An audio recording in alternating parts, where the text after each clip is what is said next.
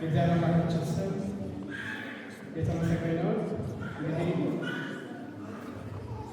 መታዘዝ ምን ከማድረግ ይመጣል?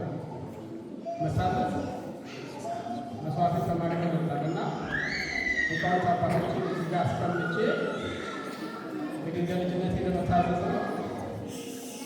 በተለይ ያው መላከ ሰላም ትንሽ ጉንፋን ነገር ስላላቸው የዛሬ እንግዲህ አጭር በቅዳሴ ማዕከል የተነበበውን እንማማራለን። ትምህርቱ ለእውነት የዛሬ ትምህርት በአጭሩ የሚሰጥ ትምህርት አይደለም። ሲነበብ ሰምተን ከሆነ እንደዚህ በሁለት በሶስት ደቂቃ የሚሸፈን አይደለም። ያ ማለት ደግሞ እኔም ይበዛል ማለት አይደለም። ግን ወንጌሉን የማቴዎስ ወንጌል ምዕራፍ 6 ቁጥር 25 ላይ አንድ ሁለት መስመር ለማንበብ ስለዚህ እላችኋለሁ ስለ ነፍሳችሁ በምትበሉትና በምትጠጡት ወይም ስለ ሰውነታችሁ በምትለብሱት አትጨነቁ ነው የሚለው። ይሄን ብቻ ሰምተን ሌላ አትጨነቁ ነው የሚለው። ምናልባት ይሄ ቃላት እዚህ ጋር ቆሞ ለሚናገረው ቀላል ሊመስል ይችላል። በውስጡ ግን በጣም ብዙ ኃይለ ቃል አለ። ከፊት ያላችሁ ልጆች እና ይህንን ቃል አምላካችን መድኃኒታችን ኢየሱስ ክርስቶስ የዛሬ 2000 ዓመት የተናገረው። እስኪ አንድ ነገር ለመጋሉ ዛሬ የማይጨነቃሉ ትንሹ ትልቁ፣ የተማረው ያልተማረው፣ ገበሬው ነጋዴው፣ በግል እስኪ ራሳችንን እንጠይቅ። ዛሬ የማይጨነቃሉ። ይህንን የሚለን አምላካችን መድኃኒታችን ኢየሱስ ክርስቶስ የዛሬ 2000 ዓመት ነው። ዛሬ በግል ደረጃ፣ በቤተሰብ ደረጃ፣ በሀገር ደረጃ እየተጨነቀ ነው። ከትንሿ ጎጆ እስከ ቤተ መንግስት ያለውን ጭንቀት እናውቀዋለን። አገራችን ዛሬ አንጻራዊ ሰላም አለ የምንለው መሀል ከተማ ላይ ብቻ ነው። ድሮ ማታ ነበር ሰው ለመሄድ የሚፈራው። ዛሬ በቀን መንቀሳቀስ የማንችልበት ጊዜ ነው። ይሄ ለምን መጣ? ከዚህ ምንድን ነው የምንማረው? አትጨነቁ ያሉ ሐዋርያት አይደሉም? ቅዱሳን አይደሉም? እግዚአብሔር አምላካችን መድኃኒታችን ኢየሱስ ክርስቶስ ነው። ነጋዴው በግብር፣ ገበሬው በማዳበሪያ፣ እያንዳንዱ ሰው ዛሬ ያልተጨነቃሉ። ዝም ብለን ቃሉ ሰምተን ብቻ መሄድ ሳይሆን እስኪ ራሳችን እንጠይቀው። እግዚአብሔር ደግሞ የተናገረውን የማያስቀር አምላክ ነው። ለጸሎት እንኳን ስትቆሙ የችግራችሁን ትልቅነት ይላሉ። አቡነ ሽኖዳ እንግዲህ አልፎ አልፎ አነሳቸዋል፣ በረከታቸው ይወሰድ። ይሄ ቃል እዚህ ቦታ ላይ 3-4 ጊዜ ተናግረዋል። ይህችን ጥቅስ ለጸሎት ስትቆሙ ለእግዚአብሔር የችግራችሁን ትልቅነት አትንገሩት፣ ለችግራችሁ ግን የእግዚአብሔርን ትልቅነት ንገሩት። ብዙ ችግር አለብን። ያንን ችግር ግን መፍታት ይችላል አይችልም? ይችላል አይችልም? ስለዚህ እኛ የተጠየቅነው የጋራ ወይም የተራራ ያህል አይደለም። የሰናፍጭ ቅንጣት ታክል፣ የሰናፍጭ ቅንጣት ታክል እምነት ቢኖራችሁ። እምነትማ ኖሮ እነዚህ የተሰበሰቡ እንኳን እኛ አይደለንም ሐዋርያት ተወቅሰውበታል። በዚህ ስለምንድን ነው እምነት የጎደላችሁ ተብለዋል። ለዚህ ነው እምነት ይጨመርልን የምንለው። ዛሬ ማን ነው የማይጨነቀው? ስለዚህ መፍትሄው እግዚአብሔር እጅ ነው ያለው። እዚህ ድረስ መተን ከሌሊቱ 3 ሰዓት በኢትዮጵያ 3 ሰዓት ከ21 ሰዓት ጀምሮ ይኸው ከ0 ሰዓት ጀምሮ ቃል እግዚአብሔሩ እየተነገረ አባቶቻችን ቆሞ ነው ከማታ 0 ሰዓት ጀምሮ። እኛም እዚህ ያለን በእምነት ነው የመጣ ነው። ትላንትና የነበረ አምላክ፣ ትላንትና ችግሮችን ሲፈታ የነበረ አምላክ ለምንድን ነው ዛሬ በዚህ ዘመን ሁሉ ነገር እንደ ሰማይ ድፍት ያለብን? ለምንድን ነው? ያው በዚህ ዘመን ነገሮችን ከመጀመሪያም ስለተነገረ በጣም አሳጥቶ ነው ይሄ ትምህርት። እግዚአብሔር ይመስገን በዚህ በጾመ ጽጌ በአበባ በፍሬ የተደረገ አበባ ከሌለ ፍሬ የለም፣ ፍሬ ከሌለ አበባ የለም። ያንን ወደፊት በተከታታይ ሳምንት ባሉት አባቶች ስለምንማር የዛሬ ቀን ግን ይችን ቃላት ይዘንልኝ። ለምንድን ነው የምንጨነቀው? እኛ እኮ ለሰው መትረፍ ይገባል። መጽሐፍ ቅዱስ ምን ይለናል ነው። አሁን አንድ ሁለት ነገር ለመናገር መጽሐፍ ቅዱስ ምን ይለናል? ሊቀ ነቢያት ሙሴ ከእረኝነት ተነስቶ በእግዚአብሔር ጥሪ እስራኤልን ከ400 ዓመት አገዛዝ ይዞ ሲወጣ ዝም ብሎ አይደለም የተሾመው። ፈርዖንን የሚያክል ጠላት ነው የተሰጠው።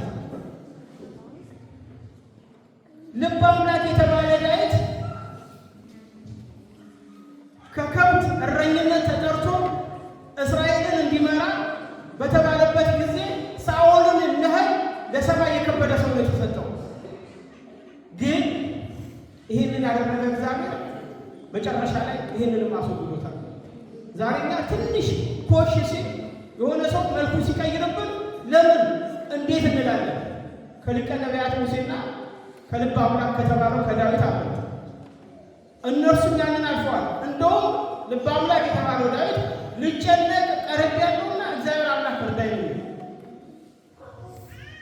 እና እንግዲህ መጽሐፍ ቅዱስ ውስጥ ይሄ ካለ እንዲህ እግዚአብሔር ካጽናና፣ እግዚአብሔር የኔና የእናንተ ብቻ አይደለም፣ የቤተሰቦቻችንን አይደለም፣ የሀገራችንን ችግር በቀላሉ ሊፈታ ከቻለ ምንድን ነው ችግሩ? ችግሩ ለምንድን ነው? መጀመሪያ እኛ ዛሬ ምክርና ምን ለሰጪው ቀላል እንደሚባል ቃሉን ብቻ በመናገር አይደለም፣ በጥቅስ ብቻ አይደለም። ይሄንን ቃል በእምነት አድርገው ችግራቸው የተፈታላቸው ሰዎች አሉ። በኤልያስ ዘመን እኮ ያ ከፍተኛ ረሃብ በነበረበት ጊዜ አንዲት መበለት፣ አንዲት አንስ፣ አንዲት እናት ጋር ሄዶ የጠየቃት ነገር ነበር። እሷም የመለሰችለት ነበር። በቃ ምንም ነገር የለም። የመጨረሻ የምንጠግቦ ሳይሆን ራባችንን የምናሳግስበት ትንሽ ዱቄት አለኝ፣ እሱን ጋግረሽ ስጪኝ አለች። እስኪ ራሳችን እናስብ። እኛ እንደ ሰጪ አይደለም እንደ ተመልካች እንደ ሰሚ ብንሆን እንዴት አይነት ጨካኝ ነቢይ ነው ነው ምንድነው የመጨረሻው? እኛ የመጨረሻችንን የምንሰጠው እዚህ ድረስ እኮ መተን እኮ ዛሬ ገና ስለ አስራት፣ ስለ በኩራት፣ ስለ ሰበካ ጉባኤ ገንዘብ ገና ተጠይቀን ተለምነን እስኪ ራሳችንን ከነኚህ ሰዎች ጋር እንዴ መጨረሻ ላይ ያንን አንስታ በመስጠቷ ቤቷ እስከ መጨረሻው በበረከት ነው። የእሱ ደቀ መዛሙርት ኤልሳ እንዲሁ ነው ያደረገው። ሴትዮዋ ተጨንቃ ወደ ንጉሥ አይደለም ወደ እሱ ጋር ሄደችው። በቃ ስራውን ልክ እንደ ዶኪ ማሰር አካባቢው ያለው ዳን ወስዳ ችግሩ እስኪፈታ ድረስ። ዛሬ ለምንድን ነው በእኔና በእናንተ ጊዜ ይሄ ችግር ይሆኑ? ልጆቻችን እኮ በልጅ አይኖ እኛን እንደ መፍትሄ ያዩናል። ለምንድን ነው እኛ እግዚአብሔርን እንደ መፍትሄ ማናየው? እኛ ጋር ሲመጡ እኛ ከተጨነቅን እኮ ልጆቻችን ይጨነቃሉ። ዛሬ የምናያቸው ነገሮች በሙሉ ከምንድን ነው? ስለዚህ እንደ እምነት ከሆነ ለዚህ ነው አሁን እያሳጠፉት ነው።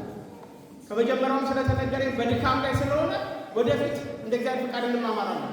ግን አንድ ነገር ይዘን እንድንሄድ ስለፈለኩ ዛሬ ሁሉም ሰው እንዳልኳችሁ ነጋዴው ሚሊዮነር የሆነ ነጋዴ በግብር ራሱን እስከ ማጥፋት እየደረሰ ነው። የተማረው ድሮ ምናልባት እንደነ ጳውሎስ የሆነ ዘመን ሰው ከአራተኛ ክፍል አንቱ የሚባልበት ነበር። ዛሬ ዲግሪ ስራ ማያስገኝ ጊዜ ሆነ። ምንድነው ያጣነው? ምንድነው የተቸገርነው?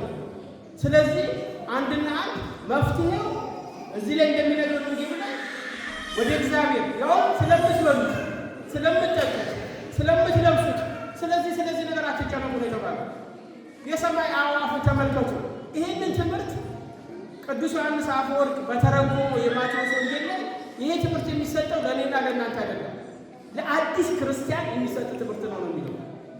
ለምን? ስለሚበላ፣ ስለሚጠጣ፣ ስለሚለበስ የሚጨነቅ አዲስ ክርስቲያን ነው። እኛማ የሁሉ ጊዜ እኮ እናቶቻችን እኮ ዋቃውን ሲከፍቱ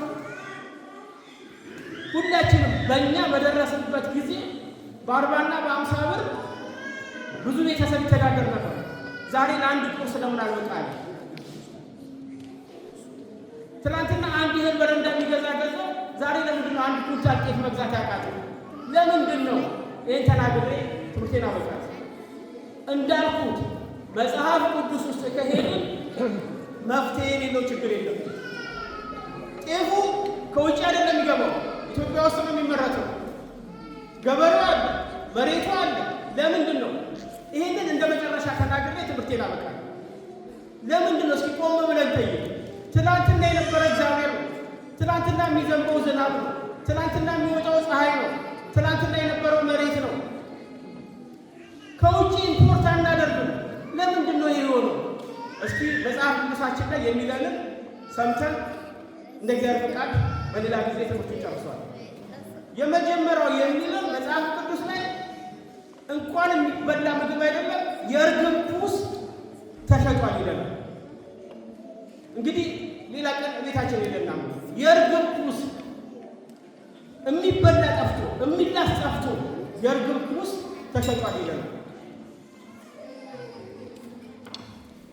ሰው የእርግብ ኩስ እየገዛ የበላበት ዘመን መጽሐፍ ቅዱስ ላይ አለ። ይሄ ትንሽ ከሌላ መጽሐፍ ላይ ጀምሮ ትንሽ ደንገጥ ሊያደርገን ይችላል። ይሄ ብቻ አይደለም። ይሄማ ጥሩ እኮ ነው። የእርግብ ኩስ ጥሩ ነው ልንል እንችላለን። እዚህ ጋር ያሉት ልጆች ለመቆጣት እንኳን አያሳዝኑ። ቅድም ሲቀበሉ የነበሩት ሕፃናት አይታችኋቸዋል። ምንም አያውቁ። ሰው ተቸግሮ የሚበላው አጥቶ መጽሐፋችን ላይ የሚለው ልጁን እስከ መብላት በወረፋ። አሁን ይህንን የምታደርግላት መጽሐፍ ቅዱስ ውስጥ ስናይ ምንድን ነው ሊሰማን የሚችል?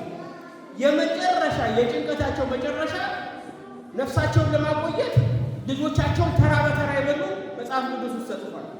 ይሄ ሁሉ የሆነው ከምንድን ነው ስንል ከእግዚአብሔር በመራቅ የጦርነት የችግር ምክንያት ሌላ ነገር አይደለም። መጽሐፍ ቅዱሱ ብሉይ ኪዳኑ ስንመለከት ዛሬ ያለውን ነገር በሙሉ ይነግረናል። የማይነግረን ነገር የለም መጽሐፍ ቅዱስ ውስጥ። እንግዲህ ያንን እኮ አንዱን እኮ እስኪ አስቡት። ዛሬ በእርግጥ ለሚዲያው ሩቅ አይደለም። ሰለጠንን የሚሉ ሀገሮች የሰው ስጋ በተለይ የህፃናት ለምናምን ይጠቅማል እያሉ እኮ አገር ቤት ብቻ ዳውደ ብረት አይመጣም። ያንን እየወሰዱ ዛሬ ያውም ኦፊሻል የሚሸጡ ያን ዘመን ግን በረሃብ ይነገራል። ረሃብ የምን ውጤት ነው? ጦርነት የምን ውጤት ነው? ዛሬ እኔና እናንተ እኮ እንዲህ አምሮብን ነጠላ ለብሰን ይሄንን የማያደርጉ ውጭ ሀገር አይደለም፣ ሶሪያ አይደለም፣ ኢትዮጵያ ውስጥ እንዲህ ነጠላ ለብሶ ማምለክ የማይቻል ፖለቲካ ለመናገር አይደለም፣ ማምለክ የማይቻልበት ቤተ ክርስቲያን በቁሟ ካህናቱን ሁላችንም በዓይናችን እያየን ነው። ዛሬ አይንተ እግዚአብሔር የተባሉ ካህናት ዛሬ በጥፊ። ለምንድን ነው ይሄ የሆነው? ለምንድን ነው የምንጨነቀው? ከዚህ በላይ የሚያስጨንቃል? ከመሃል 20 ኪሎ ሜትር እንውጣ ከሰበታ በኋላ ቅዱስ ዛሬ በየዓመቱ የሚጠራው መጥምቁ ዮሐንስ እኮ ፖለቲከኛ ሆኖ አይደለም። እሱ ያደረገው በዚህ ዘመን ቢሆን ኧረ ዝም በሉ አይደለም። ያ ከሴቶች የተባለ ከሴቶች እሱን ያክል የሌለም ብሎ አምላካችን መድኃኒታችን ኢየሱስ ክርስቶስ የመሰከረለት አባቶች እያንዳንዱን ዓመት በእሱ እንዲጠራ ያደረጉ መጥምቁ ዮሐንስ አምላኩን ያጠመቀ የተሰዋው በሌላ አይደለም፣ እውነትን እውነት ብሎ ስለተናገረ። ዛሬ እንዲህ ያስፈልጋል። እውነትን እውነት ብሎ መናገር ያስፈልጋል። ዝም ምንድን እንደ ኤሊ እግዚአብሔር ዋጋ ይሰጣል። ኤሊ አጥፍቶ አይደለም ዝም ስላለ። ስለዚህ እኛ ይህንን ጭንቀት በመጽሐፍ ቅዱስ በመናገር አይደለም። ትምህርቴ ይጨርሻል እና እነኚህ እናቶች የመጀመሪያው ልጃቸውን ለሁለት ነው ከጎረቤት ጋር ተስማምተው እስኪያስቡት በእናት አንጀት ይስሙት ግድ የለም ዛሬ ምክንያቱም ከይቅርታ ጋር ምክንያቱም እኛ ነግሬያቸዋለሁ። ዛሬ የማይሰሙ ይመስለናል፣ ይሰማሉ። እኛ የ6 እና የ7 ዓመት ልጆች ሆነን የተደረገውን ነገር በማይንድ ካሜራችን አስታውሰን አጎቴ አክስቴ ብለን እንደምናስታውስ ይሄን እና አባታችን እንግዲህ ትክክል ነው፣ በልጆች ፊት መልካም ነገር ነው ስለሚስሉት ይህንን አላነሳውም። ግን መጽሐፍ ቅዱስ ውስጥ ያለው እውነቱን ለመናገር ነው። ለምን ይሄ የሆነ ችግሩን ካወቅን መፍትሄ እናገኘዋለን። መፍትሄውም እግዚአብሔር እጅ ነው። የመጀመሪያው እንደዛ አደረጉ።